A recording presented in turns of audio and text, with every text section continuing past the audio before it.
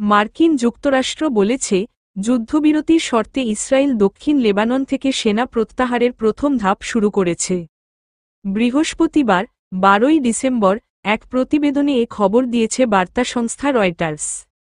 গত মাসে মার্কিন এবং ফরাসি সরকারের মধ্যস্থতায় ইসরায়েল হিজবুল্লাহ যুদ্ধবিরতি চুক্তি হয়।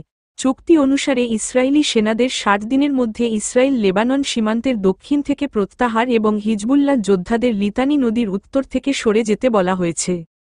এমনকি যুদ্ধবিরতি ঘোষণার পর থেকে কয়েক সপ্তাহে ইসরায়েল এবং হিজবুল্লাহ গুলি বিনিময় করেছে, তবে ইসরায়েলের সেনা প্রত্যাহারের মধ্য দিয়ে বিস্তৃত যুদ্ধবিরতি এখন শুরু হয়েছে বলে মনে হচ্ছে।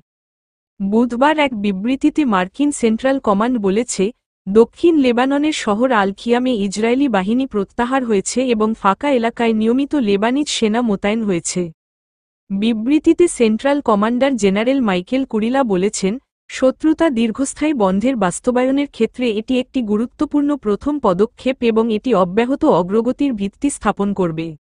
ইসরায়েলি সেনা প্রত্যাহারের পর লেবাননের প্রধানমন্ত্রী নাজিব মিকাতি বলেছেন, খিয়াম এবং মারজায়ুন এলাকায় নতুন করে লেবানিজ সেনা মোতায়েন যুদ্ধবিরতির সিদ্ধান্ত বাস্তবায়নে একটি মৌলিক পদক্ষেপের প্রতিনিধিত্ব করে।